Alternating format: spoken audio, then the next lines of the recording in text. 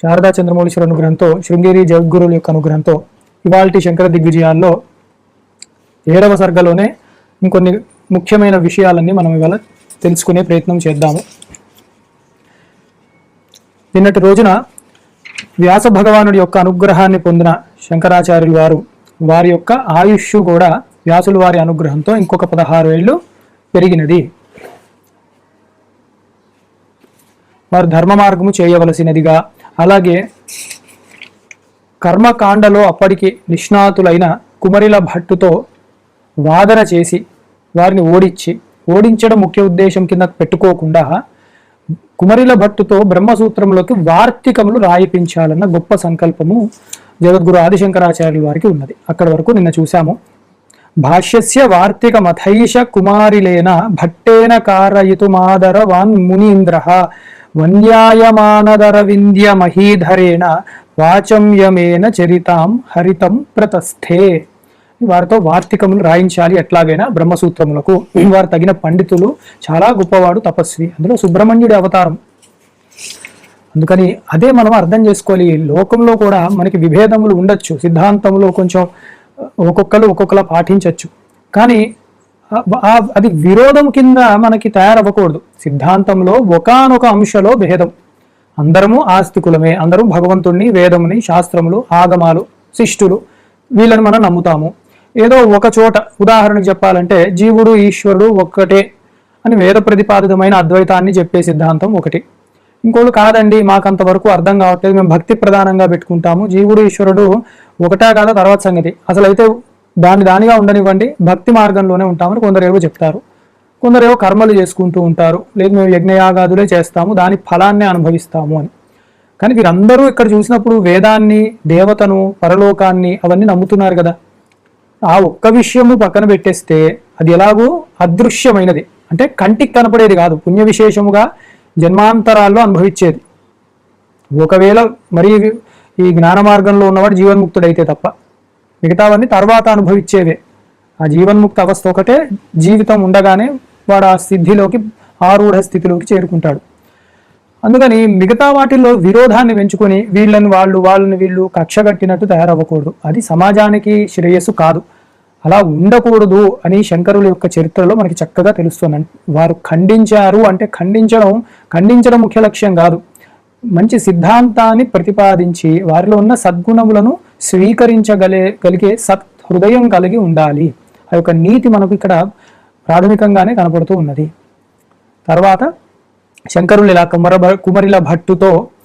కుమరిల భట్టుని కలవాలని నిర్ణయించుకునే శంకరులు త్రివేణి సంగమ స్నానము చేయడానికి వెళ్ళారు. అంటే తీర్థ క్షేత్రాలకు వెళ్ళినప్పుడు మొట్టమొదటి చేయవలసింది అది. అక్కడ అంటే మనందరం కూడా వెళ్తాం, సెల్ఫీలు తీసుకుంటాం, లొకేషన్ అందరికి చూపిస్తాం, మనం కూడా చేసింది అక్కడ తుంగా తీరంలో కూర్చొని. కానీ యథార్థానికి చేయాల్సింది ఏమిటి? పవిత్ర భావనతో అక్కడ నదీ స్నానం చేయాలి. వాళ్ళు ఎలా చేస్తే అదొకటి కూడా ఉంది కదా, బలవంతంగా చేయకూడదు, మళ్ళీ జాగ్రత్తగా చేయాలి, దానికి ఒక సంకల్పం ఉంటుంది, అలా చెయ్యాలి. యతులు వారికంటూ ఒక మనలాగా ఇల్లులును రూమ్స్ అవి ఉండవు కాబట్టి యథార్థానికి ప్రకృతి పరంగా వచ్చిన వాటి నుంచే వాళ్ళు చేస్తారు అని పవిత్రత చేకూరుతుంది. అందుకని త్రివేణి సంగమంలో స్నానం చేయదలిచిన భగవత్పాదులు వారు ఆ ఘట్టాన్ని ఇక్కడ చెప్తున్నారు. ఆ తర్వాత వారు కుమరిల భట్ట దర్శనం కూడా చేసుకుంటారు. తతస్స వేదాంతరహస్య వేత్తా భేత్తామతానాం తదసమ్మతానాం ప్రయాగమాగాత్ ప్రథమం జిగీషుః కుమారిలం సాధిత కర్మజాలం.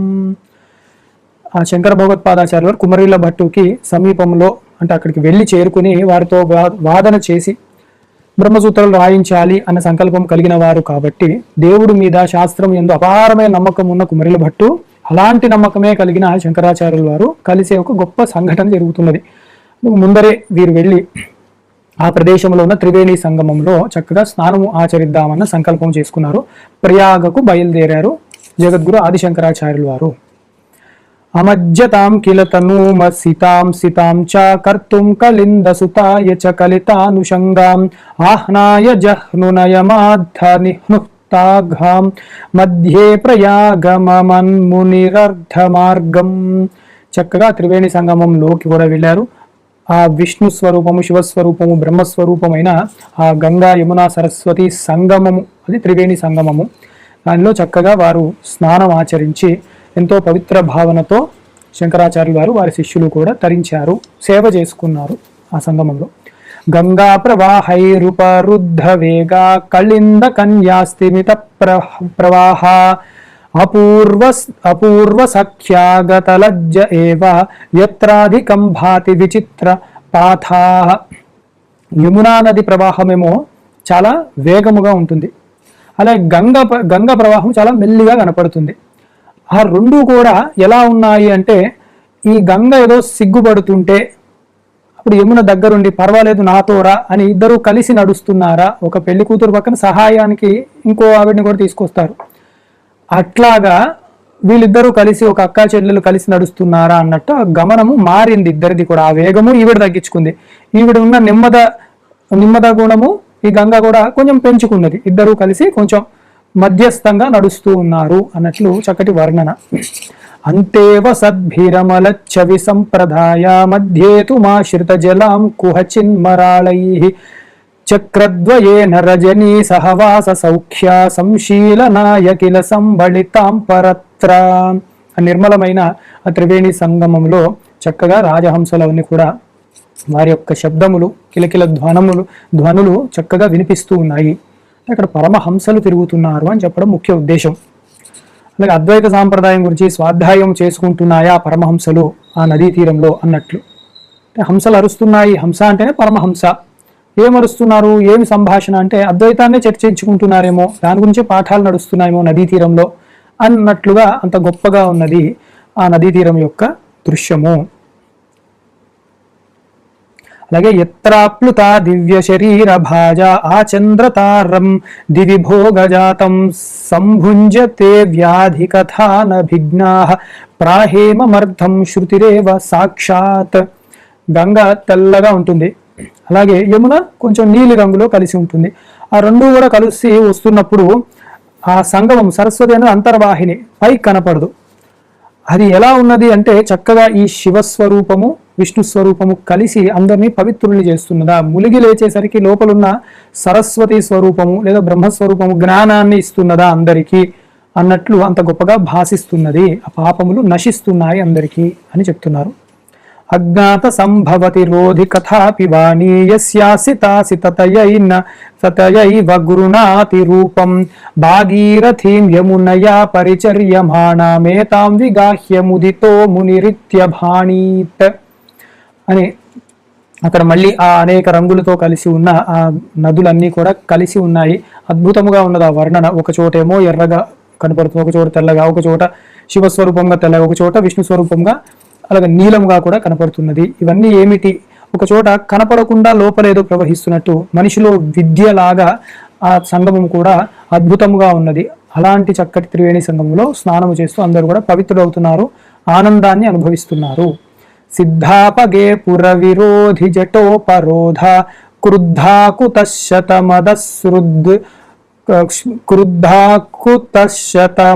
సదృశాన్ విధత్సే బద్ధాన కిన్ను భవితాసి జటాభిరేష మద్దా జడ ప్రకృతయో న విదంతి భావి. ఈ గంగా నది అసలు ఎలా ఉన్నది అంటే ఎక్కడి నుంచి ప్రారంభమైంది? మొట్టమొదట భూమికి రావడానికి ముందు శివుడి యొక్క జటాజూటంలో కట్టబడి ఉన్నది. అలాంటి గంగా నది అద్భుతముగా తను చాలా గొప్పగా గంగా నది ములకలు వేస్తూ ఎగురుతూ కూడా భూమికి చేరుకున్నది. కానీ అది ఎక్కడ నుంచి వచ్చిందంటే శివుడి జటాజూటంలో కట్టబడి ఉన్నది.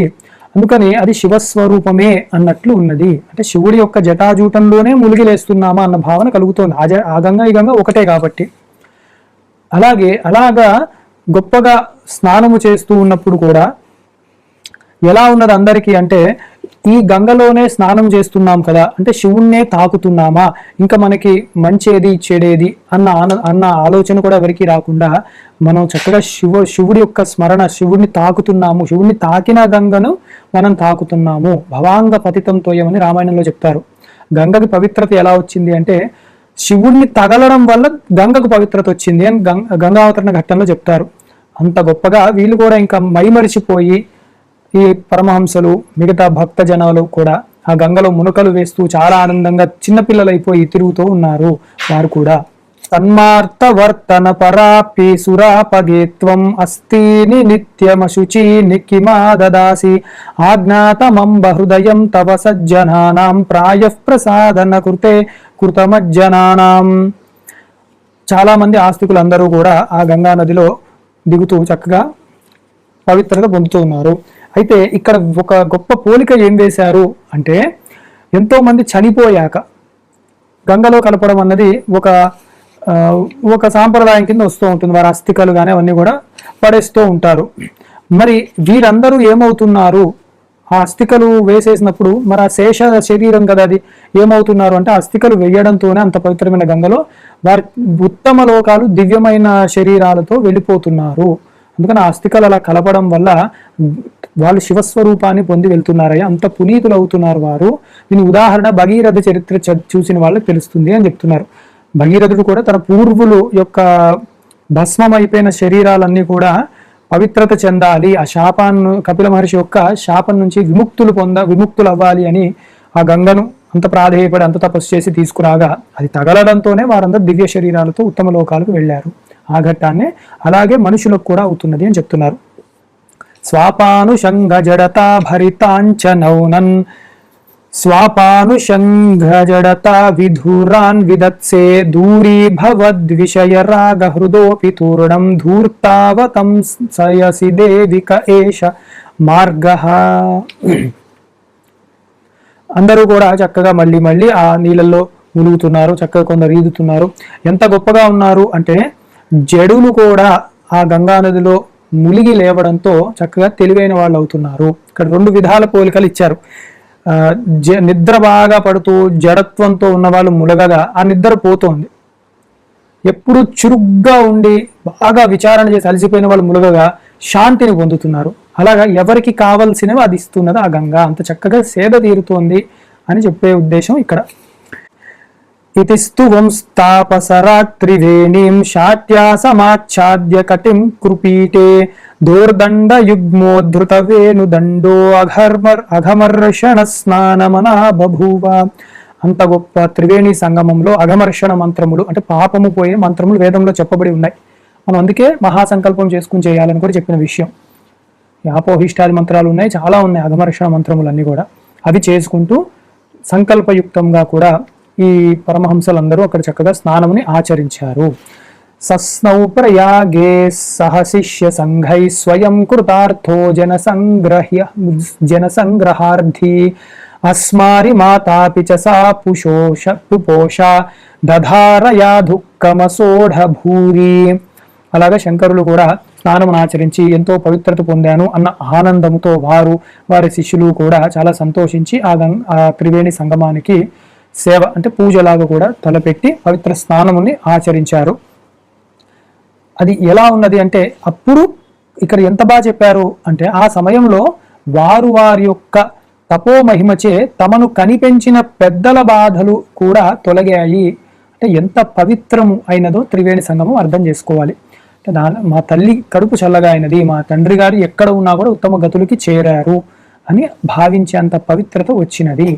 అంటే మనల్ని కూడా అందుకే తీర్థ స్నానాలు చేయండి, అక్కడ తర్పణాలు ఇవ్వండి ఎందుకంటారు అంటే, మన పూర్వులు ఎవరైనా గతిస్తే వారు ఉత్తమ గతులకి వెళ్తారు ఖచ్చితంగా, అనుమానం లేదు అన్నది కూడా ఇక్కడ విద్యారణ్యులు వారు కూడా మనకి చక్కగా ఉటంకిస్తూ ఉన్నారు. పుణ్యలోకాలే ఖచ్చితంగా వారి తల్లిదండ్రులకి చేకూరుతవి అని.